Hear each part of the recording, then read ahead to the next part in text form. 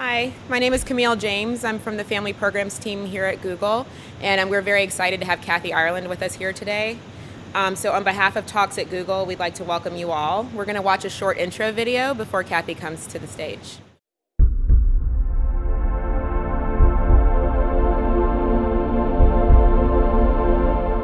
So Dorothy, just in time for this year's Sports Illustrated swimsuit issue, you have an interesting cover for Forbes with Kathy Ireland, who it turns out is a bit of a mogul. How'd that happen? That's right. When you think of Kathy Ireland, you really still think of the swimsuit model, the gorgeous young girl from the cover of the magazines. But the truth is that in the time since she stopped being a swimsuit model, she's been building a very big, very legitimate business. Hi, I'm Kathy Ireland. At Kathy Ireland Office by Bush Furniture, we're finding solutions for people in business. Our design and How come we don't know more about that, though? From what you said and what you reported, she's actually sells more merchandise than Martha Stewart does. None of the same publicity around it. Yeah, she keeps it under the radar. I mean, she said herself that she is glad that she's been able to build her company under the radar. But part of keeping it under the radar means that she's selling some things that, you know, a lot of people don't think about. She sells flooring. There's about $400 million in replacement windows that are sold that are Kathy Ireland replacement windows. People buy Kathy Ireland replacement windows. Yeah, I mean, who knew what a replacement window was? But in this vignette, lighting, upholstery, window treatments, rugs, and more is all available from our Kathy Ireland collections. But on top of that, she also has a big bridal business. She has villas in Hawaii and in Los Angeles where you can go and have a wedding. She does wedding dresses. She has tableware. She has jewelry. I mean, almost anything you can think of around that, there's a Kathy Ireland branded product that you could use in your wedding. So how big is this business? You spent some time with the numbers, and I know that they're a little opaque about them. Yeah, they don't love to talk about the numbers over at Kathy Ireland Worldwide. It's a private company. I mean, that's their right. But we did crunch the numbers. And how much of that does she own? She owns 100% of the company. So Kathy Ireland, while not a billionaire, and probably not anytime soon, in terms of top earners in and around Hollywood, how's she doing? At Forbes here, we look at people who earn billions of dollars. So by some of our rich list people, it's not so big. But when you look at the Hollywood world, they don't earn hundreds of millions of dollars generally. So for her to be worth even $500 million is an impressive achievement. So how did that happen? It started with a line of socks. Someone came to her and said, would you model a line of socks? This was in around 1993. She was coming to the end of her modeling career. And she said, you know what? I don't want to model your socks. I want to go into business with you. I want these to be Kathy Ireland socks, and I want to have some ownership in this company. From there, they moved into sportswear, eventually swimsuits. She was very specific. She did not want to start with swimsuits because her feeling was, of course people are going to buy swimsuits with my name on them. Will they buy socks? If they can buy socks, then I see that there's going to be a legitimate business here. So how do we get the replacement windows? She had a line of clothing at Kmart for a long time. She came to the realization that, home goods are a little more stable. They don't change as often. You could start to make inroads in there. Her first thing that she did in home goods was floors. Very unsexy, but her feeling was we started with socks as the foundation for our clothing line. We'll start with floors as the foundation for our home goods line. And from there it grew, and she realized that in this very unsexy business of furniture, there were no brands. And if something says Kathy Ireland, it's just that little thing that makes people buying furniture say, oh, Kathy Ireland, I associate that with something with some kind of glamour or some kind of assurance more than this name that I've never heard of. So maybe I'll get the Kathy Ireland one instead. That brand is powerful in the furniture business, which most people don't know much about. So you go up, you visit her at her house, you sit in on a business meeting, and something catches your eye there?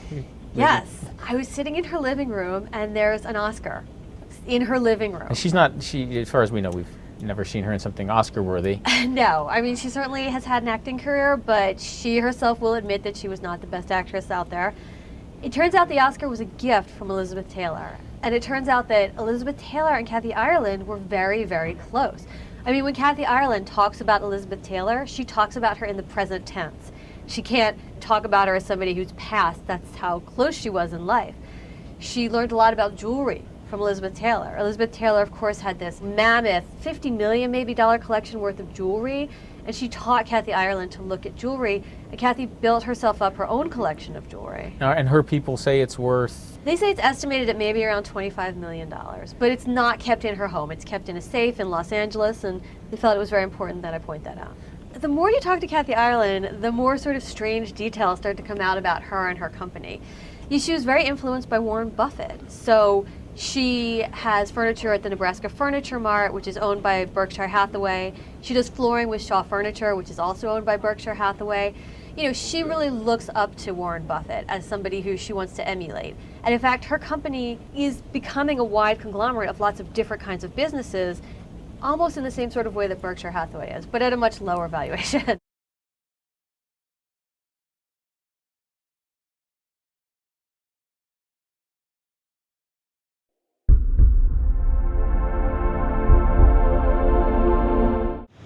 Now for a quick intro. Launched in 1993, Kathy Ireland Worldwide is the 25th most popular, powerfully licensed brand in the world, ranking higher than Martha Stewart, Tommy Bahama, and Polo Ralph Lauren.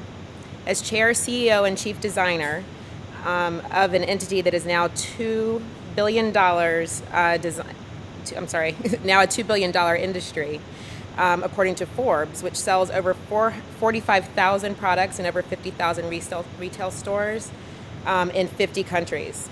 No wonder Forbes has named Kathy a super mogul and the first lady of flyover country. Fairchild Publications named her one of the 50 most influential people in fashion. Kathy resides in Southern California with her husband Greg and their 3 children, Eric, Lily, and Chloe, balancing her responsibilities as a wife, a mother, a philanthropist, and an entrepreneur. So ladies and gentlemen and Googlers, welcome Kathy.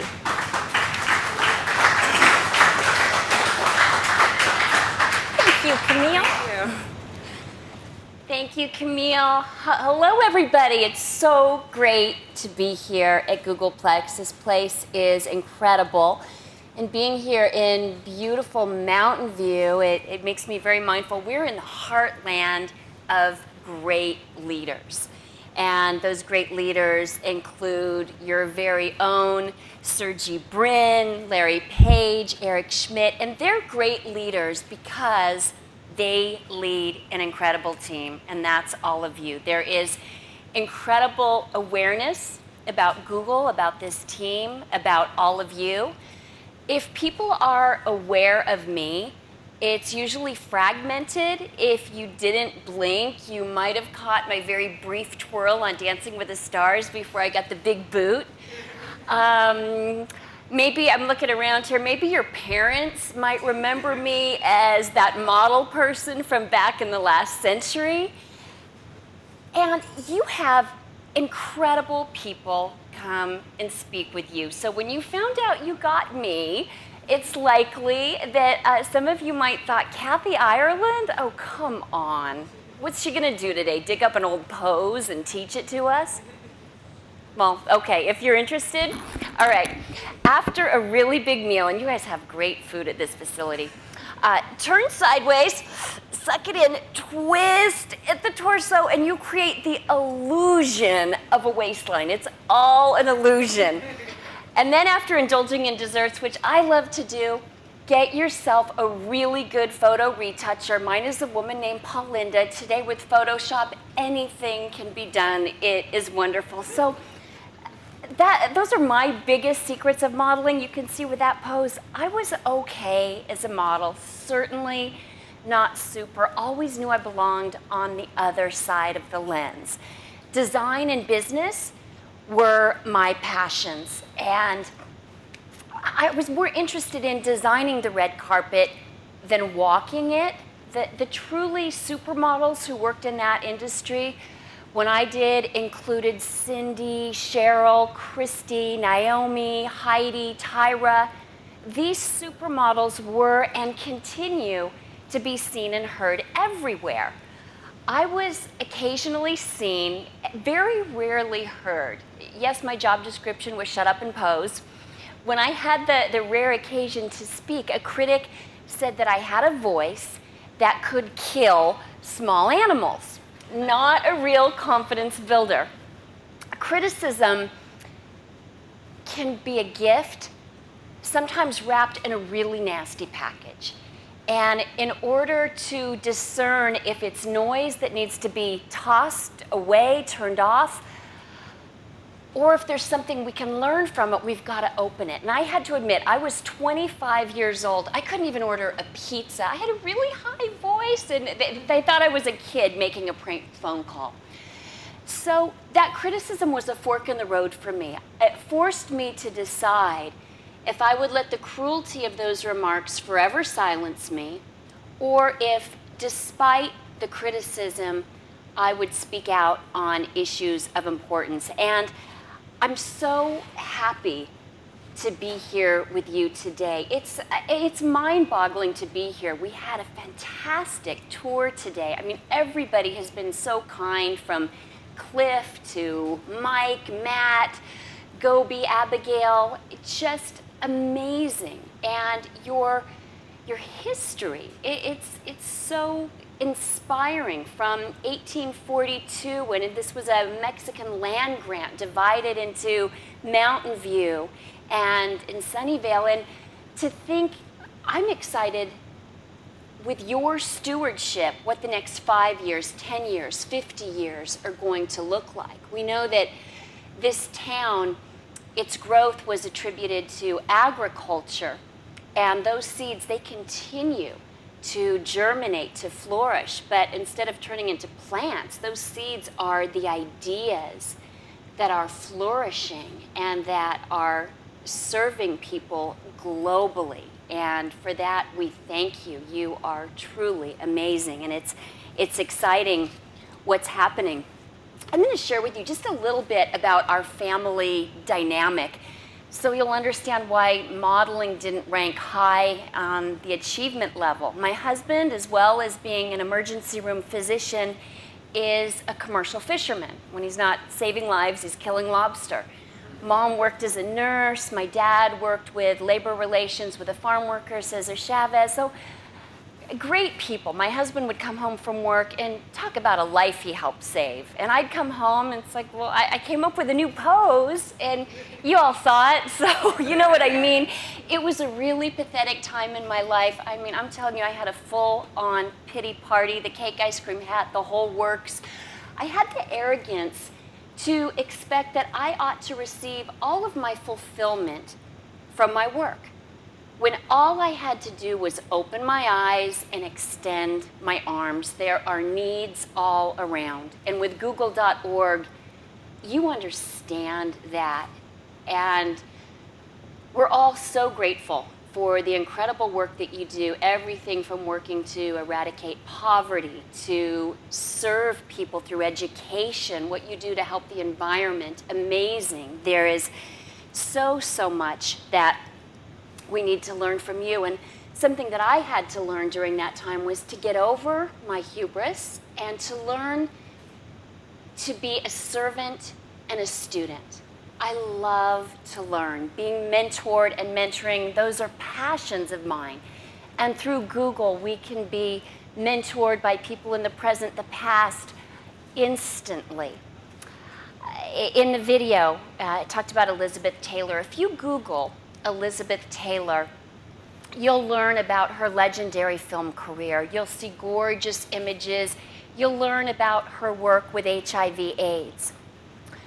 What cannot be contained even in the pages of Google is her enormous heart, and what a privilege to be mentored by this woman. In the 80s, when the AIDS epidemic was just reaching us, she was frustrated that so little was being done. Why isn't anybody doing anything? One day she looked in the mirror and she said, wait a minute, I'm somebody and I can do something. When she called her friends to ask for help, they hung up on her. She received death threats. Her business associates pleaded with her to just let this thing alone. She didn't let any of that stop her. She boldly moved forward and established the Elizabeth Taylor HIV/AIDS Foundation and AMFAR. And there is so much that she did that we will never know, because some of it wasn't even legal. But she wouldn't let that stop her. And she continues to be the Joan of Arc of AIDS, and her work continues from heaven today. Being mentored is powerful. And as we get that opportunity then to give back and to mentor and to be able to share with others a little bit about our journey, that is a joy for me. Most of my lessons I've learned the hard way. I look at failure as education. In that respect, I'm very well educated. And I hope there's something from our journey that can benefit yours as well. Today, many women are called mompreneurs. Are there any moms here today? Anybody out here?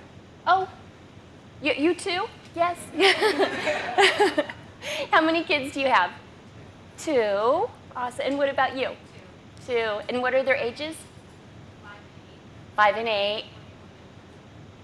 And you never stop being a mom. I mean, it goes on and on. And it's, when I was a kid, something that frustrated me is when when her career was being a mom, that people would say, well, you don't work. It's like, what, are you kidding me? That's the hardest job in the world. And all moms work, whether we get paid or not. I can't think of anything more challenging or important than raising children. And I think sadly in our society, because a paycheck isn't attached, that the career of being a mom oftentimes doesn't receive the empathy and the respect that it deserves. But I am so happy to be a mompreneur and to share with you our journey from the beach to the boardroom and beyond. Something I love about Googleplex is you are passionate people. And I love that 20% of your time is devoted to your passions. And out of that time, the innovations are just astounding. I mean, from Gmail, all of it, it's incredible. And my passions have always been design and business. My first job was a combination of both. I was 4 years old, sold painted rocks from my wagon with my sister Mary. Mary, being 3 years older, designs more sophisticated, sold hers for a dime. I sold mine for a nickel. And even at that reduced rate, I did really well. I learned at a young age that my customers appreciate a good value. And I've got to admit, I was tempted to market my rocks, buy 2 of mine for 1 of Mary's. But I realized that would be unfair competition, and it's much more fun to celebrate our differences and to work in partnership together. From there, when I was about 7, started designing handbags and jewelry to coordinate with the 1970s halter dresses that my mom sewed from our home and we sold at beach fairs. My first serious job, though, was a paper route. 11 years old, and my dad kind of gently shoves a newspaper under my nose with an ad that read, "Newspaper carrier wanted. Are you the boy for the job?" So Dad knew what kind of reaction that was going to get out of me. I wrote to the newspaper, and I said, "No, I'm not the boy for the job. I'm the girl for the job. I can do this route just as well as any boy. I deserve a chance." First day, New Year's Day, papers are extra thick, and I'm a really scrawny 11-year-old thinking, what have I gotten myself into? I'm pedaling up this really steep hill, and I noticed this man standing at the end of his driveway. And as I got closer, it was very apparent that he was upset about something. The veins were popping out of his neck, his face was beet red. And as I handed him his paper, he began yelling at me. "What are you doing here? This is a boy's job. You have no business being here. You're never gonna last." And I didn't let him see me cry. But to this day, I'm really grateful to that man. There were a lot of days I wanted to quit. I wouldn't give him that satisfaction, and I couldn't, because what about the girls coming up behind me? And what would that say to the person who wrote that ad that I rejected in the first place? And I'm curious, anybody here at any point in your life, have you ever been discriminated against? You're too young, you're too old, you're too this color, too that size. Yeah? All right, some of you, it stinks. It really, really stinks. And I encourage you not to ever let anyone else define you. Here at Google, you think outside the box. And in order to think outside the box, you can never allow anyone to put you in a box. I'm too odd-shaped. I don't fit in anybody's box. And I'm grateful for the lessons that I learned on that paper route. My dad taught me, Kathy, give 110%. If the customer expects the paper on the driveway, you put it on the front porch. And that was the foundation of my learning to under-promise and over-deliver. And more than 30 years later, still the girl with a paper route. Modeling was not part of the plan. Ended up being a great education. Entire time I worked in that industry, I was trying and failing at businesses before we started our brand in '93 from my kitchen table with a single pair of socks. Now, when I modeled, people teased me. They said, you're so cheap. Why don't you buy some better clothes or drive a nicer car, at least pay for valet parking? I was investing in people. The way people are treated is far more important than any profit margin. And I love sports. I love the idea of working towards a common goal. And we have a wonderfully diverse team, and I know that you do as well at Google, and I love that. If everybody were just like us, it would be so boring. And we have some great debate, and that's awesome, and I love it. It keeps us growing and thinking. I know my strengths, and I'm very well aware of my weaknesses. I believe in always learning new things, always growing, yet to be efficient, to focus, to develop those strengths, and work with people who are strong in areas where we are not. So someone with a great eye who would become our creative director, an art director, someone with strengths in production and marketing, a vision strategist. And I was actually offered the opportunity to model this pair of socks. Not quite as glamorous as it sounds. It was a really tiny budget, no exotic locations, and no much needed photo retoucher. But it was a job, and it was at a time when not a lot of job offers were coming my way. Still, I felt if I didn't close the door on that chapter of my life, I might not live my dream of design and business. And I liked the people. And as you here know, life and business, it's all about people, it's about relationships.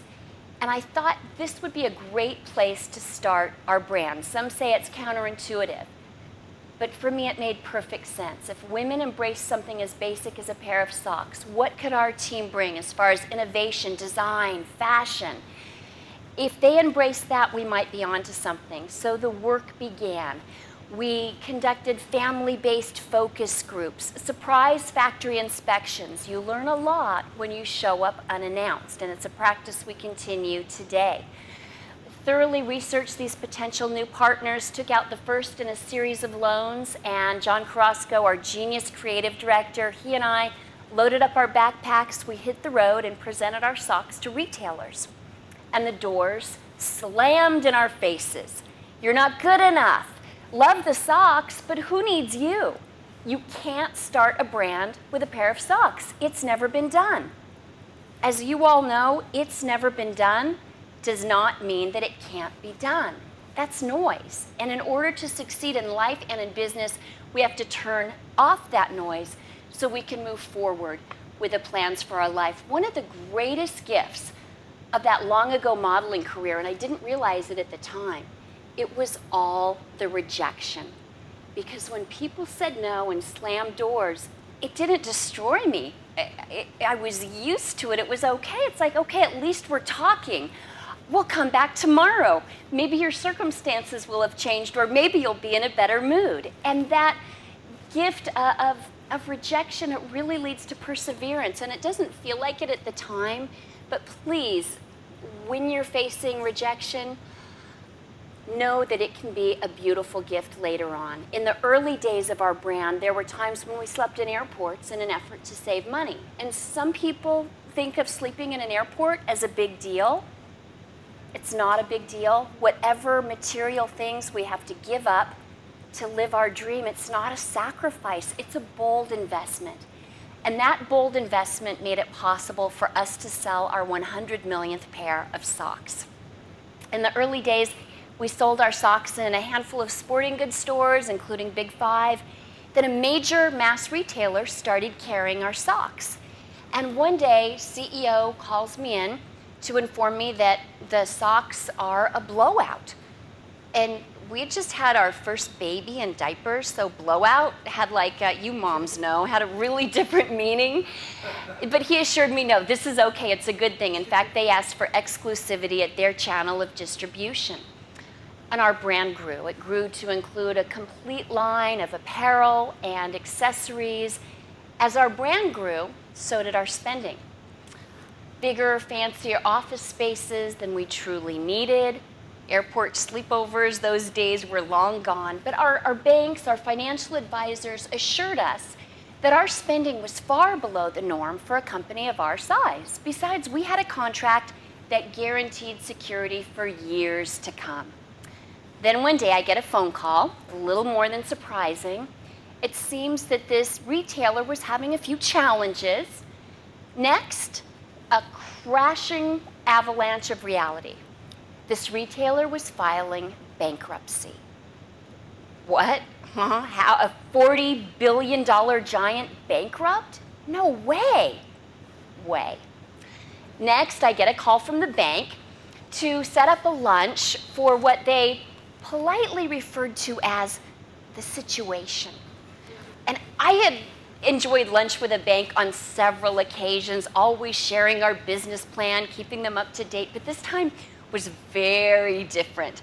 This time it was crystal clear that I was going to pick up the check. With this retailer underwater, our bank was reacting to change instantly. Not going to spend another dime on them. And while reaching for the credit card, one of the kind, fatherly bankers smiled and said, you know, you and your partners are personally responsible for the entire liability.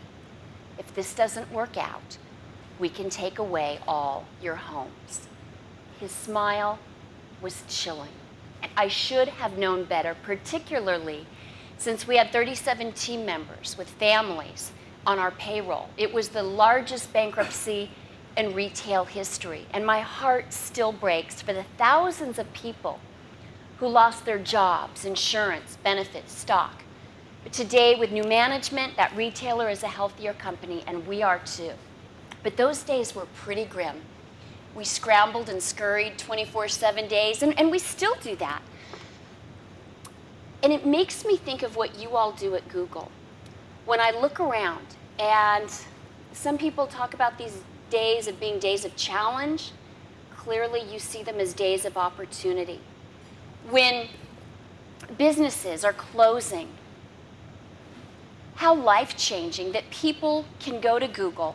They can get connected with others around the world instantly. You bring opportunities and you make it a reality, and that is enormous. Before the bankruptcy, our internal plan was to move to the independent channel of distribution. We felt that being dependent upon one retailer was not a solution for our customer or our team.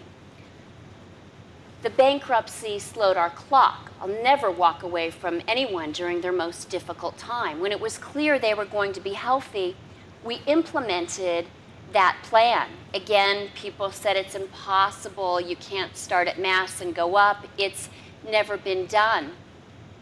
For years, we were able to operate our business under the radar.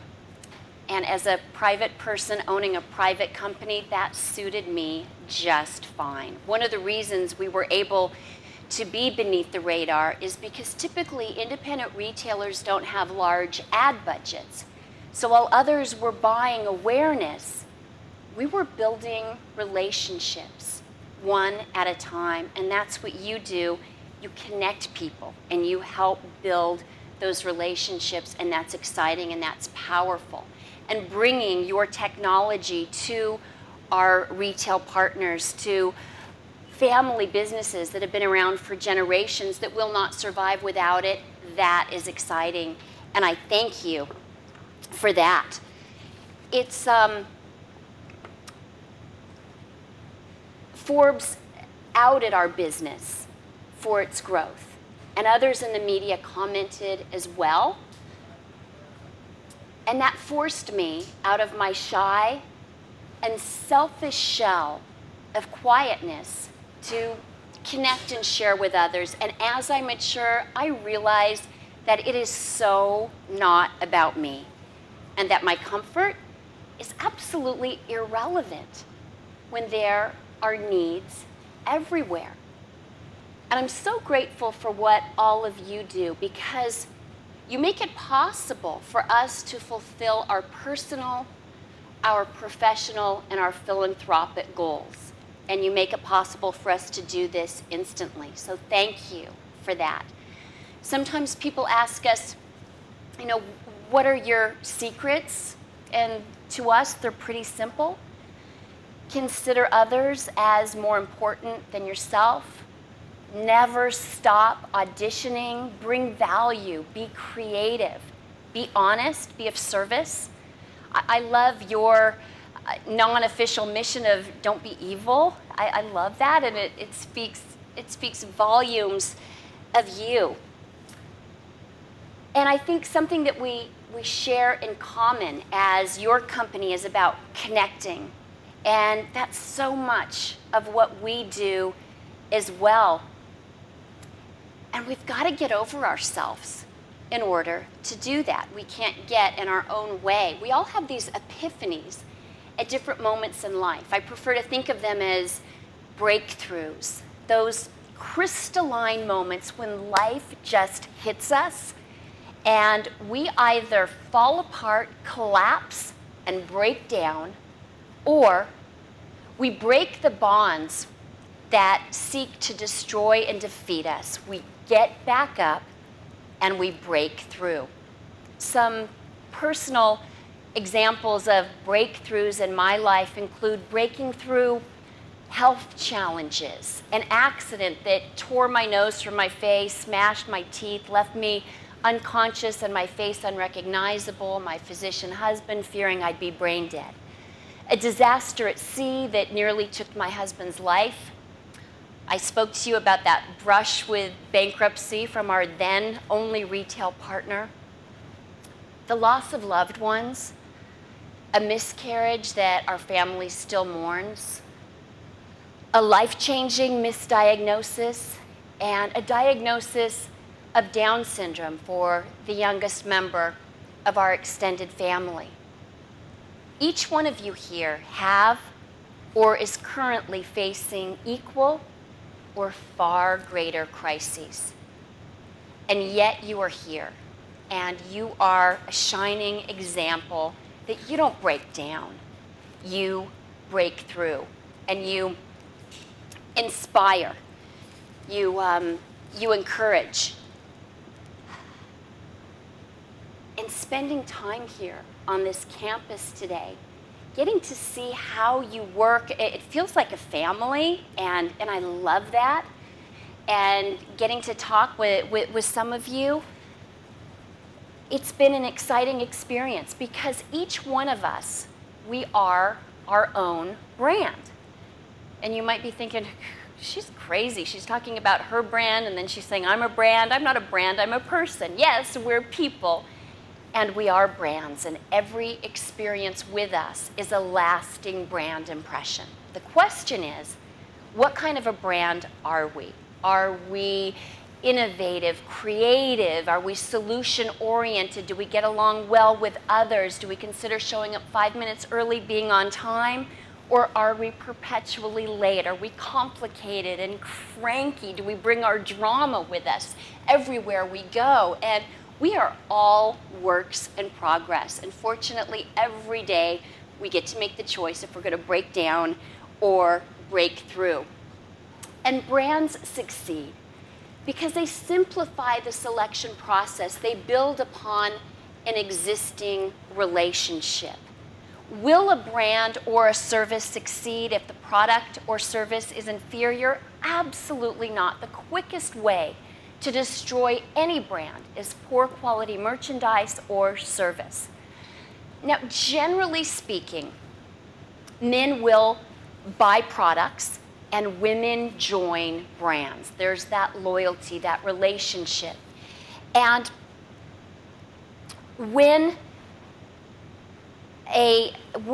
there is a product of comparable or lesser price versus a well-branded product, the well-branded product will succeed. And this is particularly true during economic uncertainties and societal changes. Women shop where they have that trusted relationship. We've got to earn that trust, and we've got to get it right. But building that relationship, and again, that's what you at Google do. You build relationships, and you connect us, and you make it possible. And that is powerful. Google is an iconic brand. Other examples of iconic brands, Disney, Coca-Cola, Nike. Iconic brands are known as much for how they make us feel as for what they do. Iconic brands trade in the world of emotion where measurements cannot apply. And the consistency is so important. Your bold, beautiful Google logo, that is recognized worldwide, and it's powerful, and we know what we're getting when we go to Google. When we're drinking our Starbucks coffee, if that circular logo were suddenly dropped to the bottom with no notice, we wouldn't trust what we were drinking. So with our marketing, with our branding, with ourselves, it's so important that we are consistent with who we are and what we're all about. And I love your name, Google.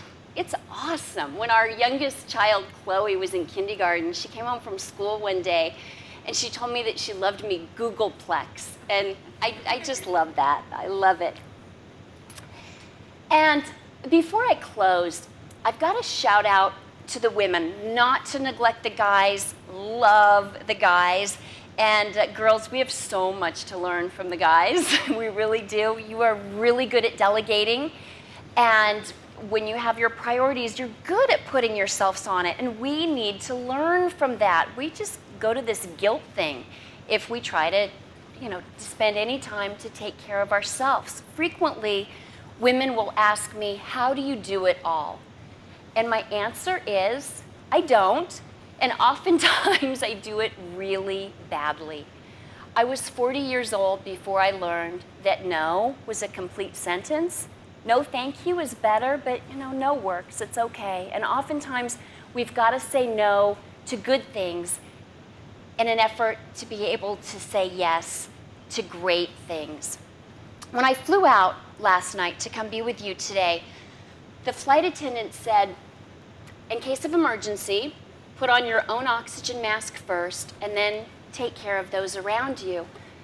And it made me think, what if we did that in a prophylactic way?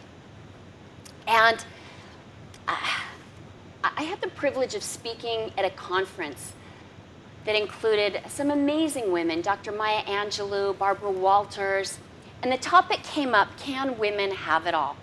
And Barbara Walters said, no, I don't believe women can have it all. And respectfully, I disagree. I think we can have it all, but not all at once. Our lives come in seasons. And at each season of our life, we've got to prioritize our time. For me, it's my faith, family, and then being of service through our work. And the minute those priorities are out of order, I'm a disaster. Coping skills are out the window. Stress is unmanageable. I'm floundering around on the floor trying to get from point A to point B. It just doesn't work. What I love about Google is I see that there's so much protection for you. I see the opportunities here. I see the child care and just making it all possible, and that is fantastic. And I encourage everyone, if you haven't already, to think about what are your values, what's important to you, and it's so important that you have conviction for your values, to really know why you value what you value and to put boundaries in place to protect them, because they will be challenged.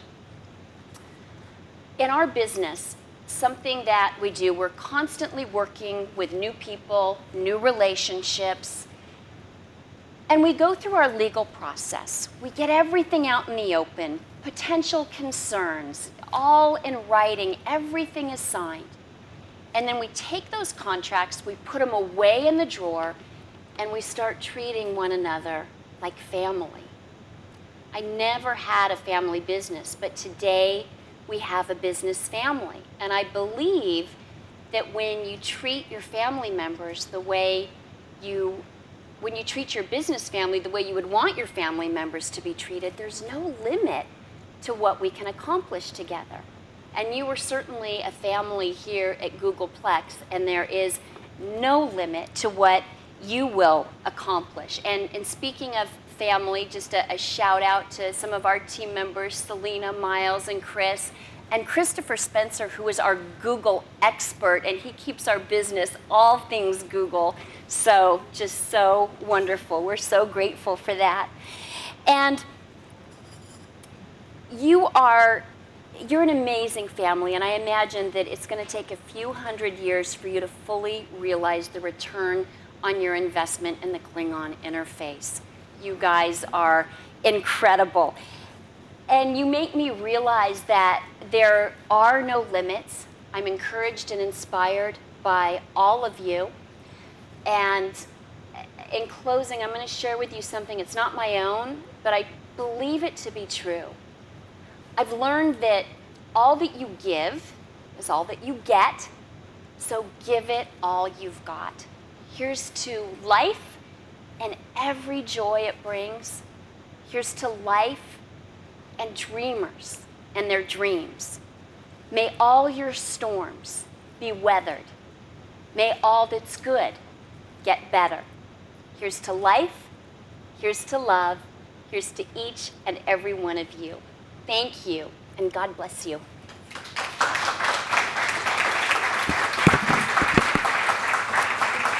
Does anybody have, you're so sweet, thank you. Does anybody have any questions? Are there businesses that you entered and then had to shut down later, or ones that you decided not to enter? For example, there's, as far as I know, no such thing as Kathy Ireland Fine China. I'm sorry, you said as far as you know there is Kathy Ireland Fine China? There is not. Oh, yes, coming.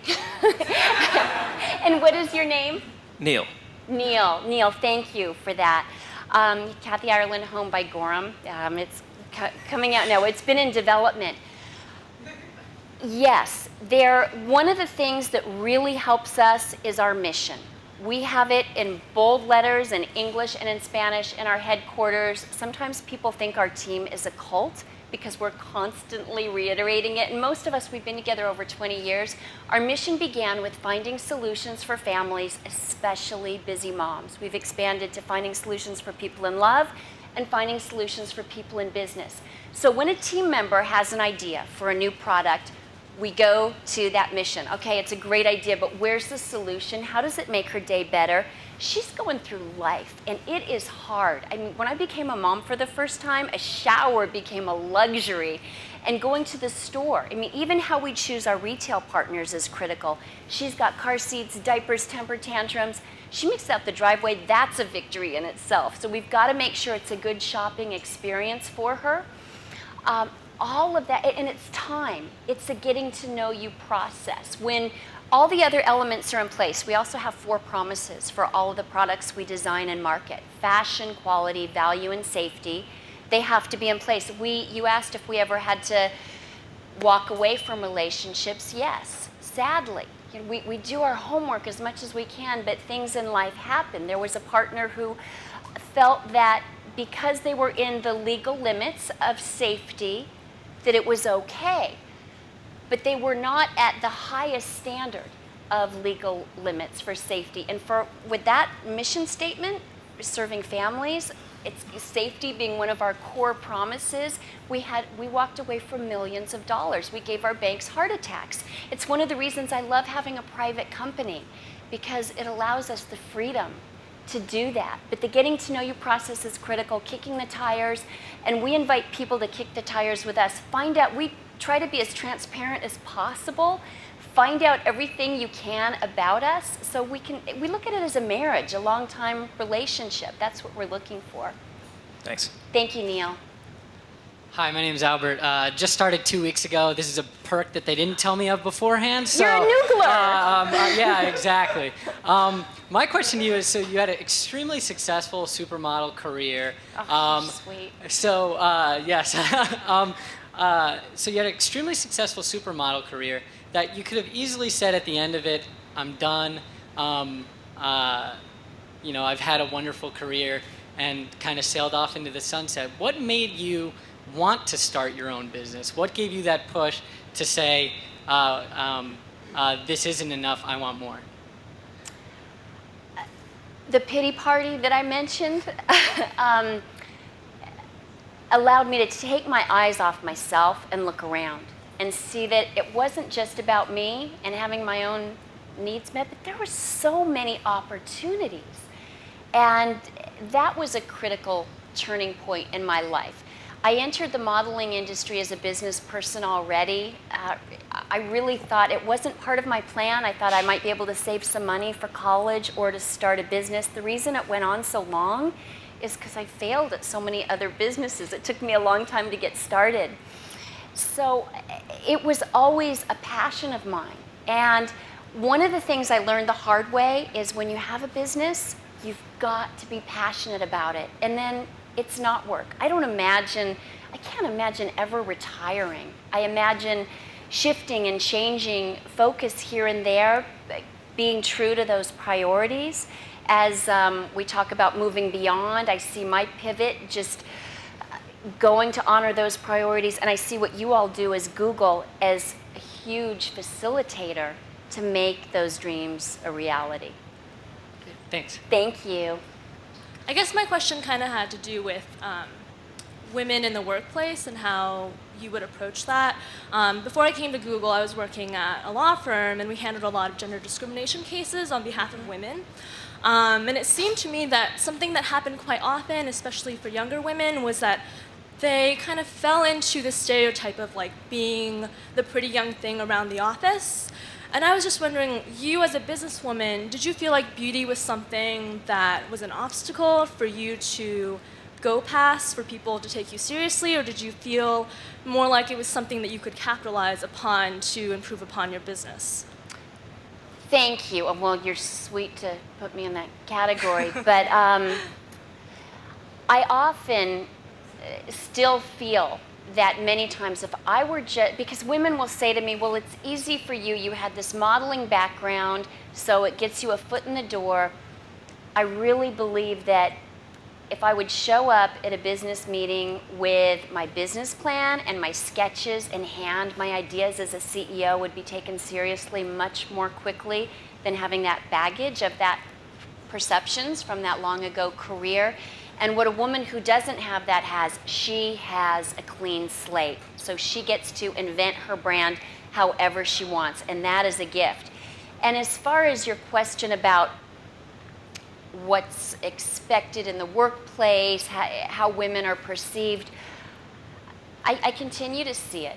In one of my first, in the home industry, I went to a meeting of salespeople, and it was all guys. And I was like, oh, is there a meeting, or where's all the way? They didn't have any women. It's like, you guys, who's buying the furniture? Can we have a little balance? And it takes time, but I just encourage women to fight against that, to persevere, and with love we can teach, and it's powerful. I'm very rebellious, and I think I encourage people to rebel against negative things and to be strong in that. There's so many things we need to rebel against, but for years I only wore like full-on business suits because I wanted to be taken seriously, and it was Elizabeth Taylor who gave me so much grief. She just said, you know what, you don't need to do that. Wear what you want to wear and let them deal with their stuff. You be true to yourself. And if you feel like wearing the pantsuit, fine, but don't feel like, I think I was allowing other people to kind of shape me. And we just be true to who we are, and we do our best, and it becomes their problem, not ours. Thanks. Thank you. Hey, Kathy. I just want to thank you once again for coming out here and talking to all of us. I had a quick question about your business side and how you talked about you had a family business and kind of more of a business family and whatnot. And if you ever thought about going public or kind of your views on that, because I know you brought up how you're private right now and you're very happy with the structure of that. Just want to kind of hear your 2 cents. I cannot imagine going public. I wouldn't go public in a titular sense. I've been accused of being a control freak. But I'm passionate about what we do, every area. And so I can't imagine giving that up. Would we ever work with public companies? Yes. I mean, there's ways of doing that. But for our company, I enjoy the privacy. If we want to give our banks heart attacks and give away more than what we've got, we can do that. We have that luxury. If we have team members, I mean, just this week we've had team members. One of our dear team members, his father died, and he needs to go away and be with family. And I see how Google, from what I see, how everyone is treated. I really love it. I mean, I don't know everything, but it just seems like a really great company you're taking care of. But in this point in time, I love the privacy. Wall Street looks for a really quick return, and that frightens me. Because when we're building relationships, we're looking long term. I don't know how to make a quick buck when people do that. We've never done it. It's built over time, and it's by cultivating those relationships. So I don't think I would be very good at a public company. But thank you. Awesome, thank you. Thank you. Thank you. Anybody else, any questions? Well, thank you all so much for coming out. It was really great to spend this time with you. Thank you.